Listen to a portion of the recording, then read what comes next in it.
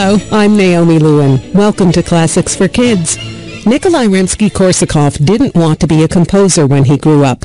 He wanted to join the Navy.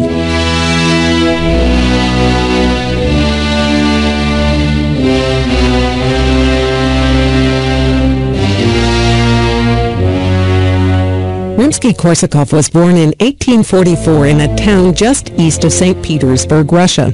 There was a lot of music in the household. Rimsky-Korsakov's parents played the piano and sang, and he loved opera. But he had a much older brother, 22 years older, who was a Navy officer, so that's what Rimsky-Korsakov wanted to do too. When he went to the Naval Academy, he studied music on the side and met up with a group of composers who were writing Russian classical music.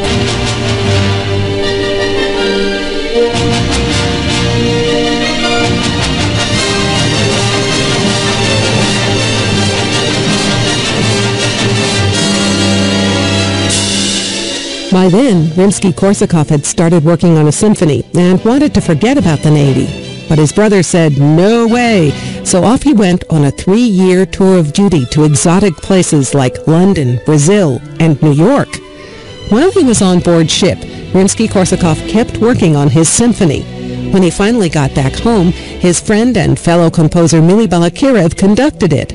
People in the audience loved the symphony, but they were pretty surprised to see the composer wearing a Navy uniform.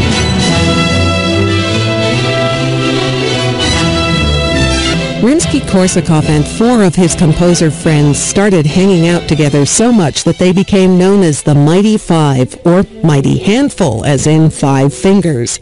Rimsky-Korsakov quit the Navy and was invited to teach at the St. Petersburg Conservatory, which is now called the Rimsky-Korsakov Conservatory.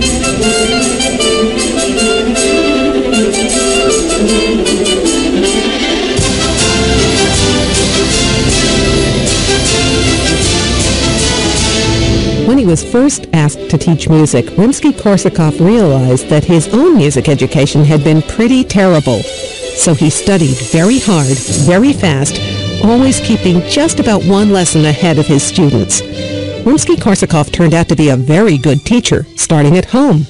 Not only did he teach himself how to compose and conduct, he also became an expert at orchestration, giving musical color to a piece by deciding which instruments should play what parts.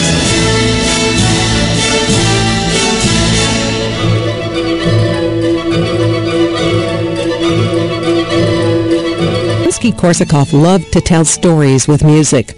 One of his best is about a person who was also an expert storyteller, Scheherazade, who kept herself from getting killed for 1,001 nights by telling a different story every night.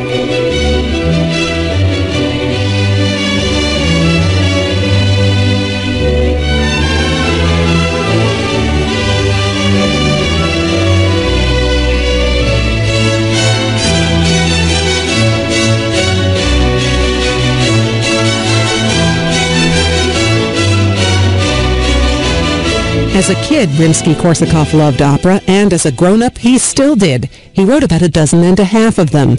One of his operas is based on music history, the story of composers Mozart and Salieri. Oh, Mozart, Mozart. Aha.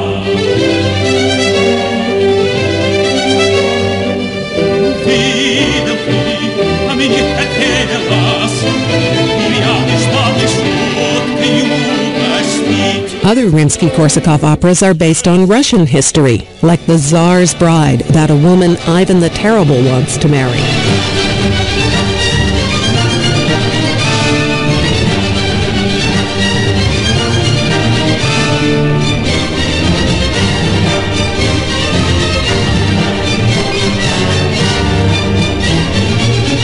And then there are the operas Rimsky-Korsakov based on Russian fairy tales. Next week, I'll tell you the whole story of Tsar Sultan.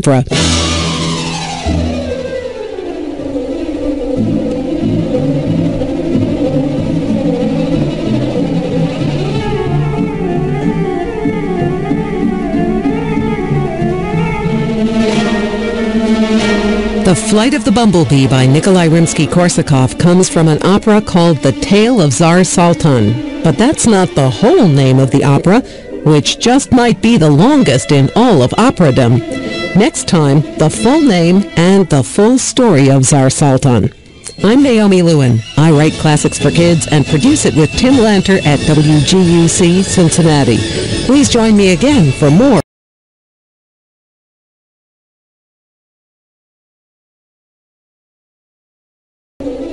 Nikolai Rimsky-Korsakov wrote The Flight of the Bumblebee for an opera called The Tale of Tsar Saltan. Actually, that's just the Reader's Digest abridged version of the title.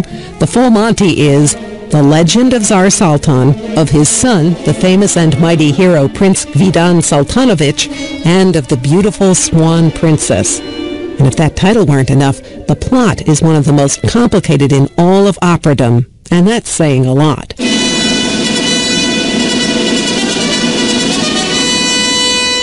The Tale of Tsar Saltan is based on a story by the great Russian poet Alexander Pushkin. Once upon a time, 3 sisters sat around discussing what they would do if they were married to the Tsar. That's Russian for ruler of the country. The first sister said she would make a huge feast. The second sister said she would weave beautiful cloth. And the third sister said she would bear Tsar Saltan a strong, brave son.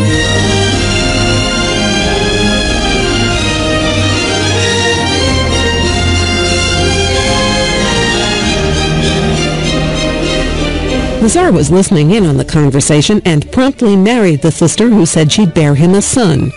Then he told the feast sister she could be the palace cook and the cloth sister that she could be the royal weaver. They were not amused. Pretty soon, the newly married Tsarina, or Mrs. Tsar, was expecting a child. But before the baby was born, her husband had to go off to war.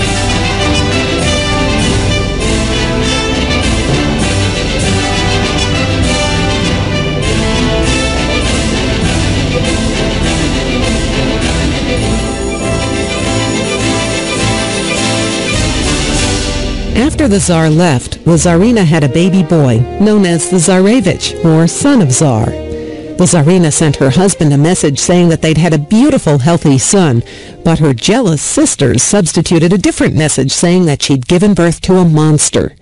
When he heard that, the Tsar was very unhappy and sent back a message saying not to do anything until he got home. But the sisters intercepted that message too and substituted one saying that the Tsarina and her son should be put into a barrel and thrown into the sea.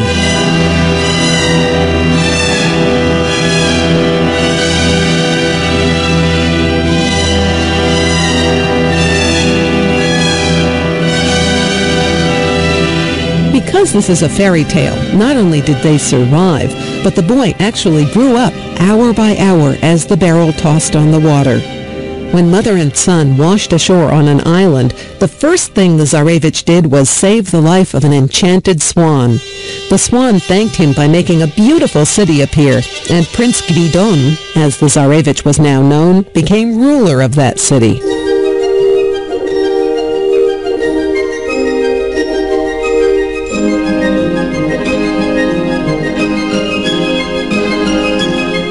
By now, you're probably saying, I thought there was supposed to be a flying bee somewhere in this story. So far, the only thing with wings has been an enchanted swan. Well, to make a long story not quite as long, some people who traveled through Prince Gvidon's city told him about Tsar Saltan's kingdom. And Tsar Saltan heard from those same travelers about the amazing place where Prince Gvidon lived. So each of them really wanted to visit the other. Prince Gvidon got there first with help from the enchanted swan, who let him pay 3 visits in disguise, first as a mosquito, then as a fly, and then, you guessed it, as a bee.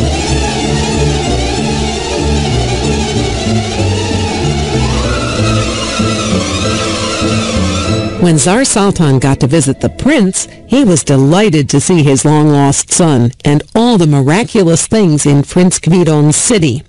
There was a squirrel that pulled emerald nuts out of golden shells.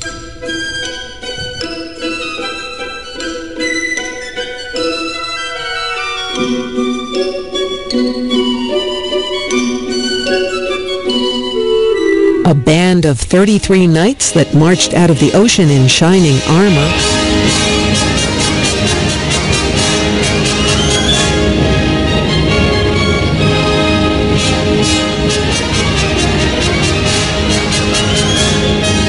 a princess more beautiful than the sun, with moonlight in her hair and starlight in her face.